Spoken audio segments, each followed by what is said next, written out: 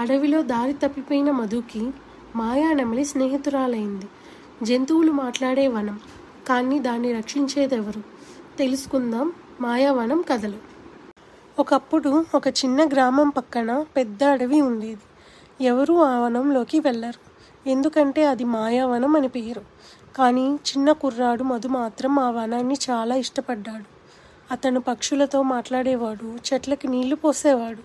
ఒకరోజు అడవిలో దారి తప్పి తడబడుతున్నప్పుడు ఒక చిన్న జింక వచ్చి అతనికి త్రోవ చూపించింది.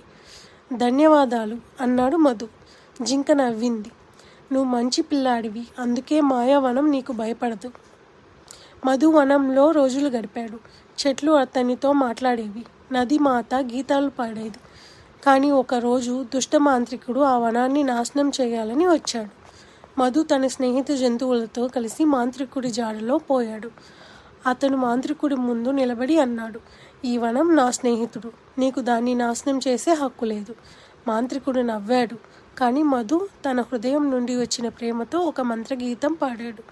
వనంలోని చెట్లు, పూలు, పక్షులు అందరూ మాంత్రికుడిని చుట్టుముట్టి ప్రేమతో కమ్మేశారు.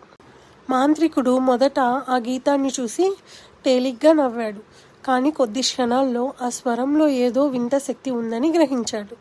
చెట్ల ఆకులు మృదువుగా గాలిలో ఊగుతూ మధుర స్వరాన్ని కలిపాయి. పూల సువాసన గాలిలో వ్యాపించింది, పక్షుల గానమందు చేర్చాయి. ఆ మాయా గీతం మొత్తం వనంలో ప్రతిధ్వనించింది. మాంత్రికుడి హృదయంలో చల్లదనం పుట్టింది. ఇది ఏ మాయ అని ఆశ్చర్యపోయాడు. కానీ ఆ స్వరం అతనికి తన చిన్నప్పటి జ్ఞాపకాలను గుర్తు చేసింది.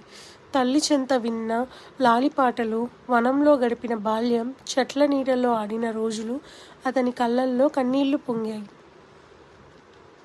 నేను ఈ వనాన్ని నాశనం చేయాలనుకున్నాను, ఎందుకంటే ఎవరూ నా మీద ప్రేమ చూపించలేదు అన్నాడు మాంత్రికుడు మృదువుగా.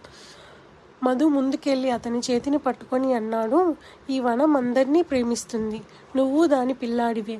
ఆ మాట విన్న వెంటనే వనమంతా వెలుగుతో నిండిపోయింది. చెట్లు బంగారు కాంతితో మెరుస్తూ పువ్వులు పూసాయి. జింక, పక్షులు, కోతులు అన్నీ మాంత్రికుడు చుట్టూ నాట్యం చేశాయి. ఆ కాంతిలో అతని మంత్రదండం కరిగిపోయి ఒక పచ్చని మొక్కగా మారింది. మాంత్రికుడు చిరునవ్వుతో మధును చూశాడు. ఇప్పటి నుంచి ఈ వనం నీకు అప్పగించాను, దాన్ని కాపాడు అని చెప్పి అతడు వెలుగులో కలిసిపోయాడు. మధు ఆ మొక్కను మన మధ్యలో నాటి దాని పేరు పెట్టాడు స్నేహవృక్షం అని. ఆ రోజు నుంచి మాయావనం మరింత అందంగా మారింది. ఎవరైనా ప్రేమతో ఆ వనంలోకి వెళ్తే చెట్లు మృదువుగా ఊగుతూ స్వాగతం పలికేవి.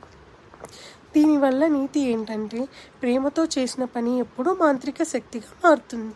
నిజమైన స్నేహం చెడును కూడా మంచిగా మార్చగలదు.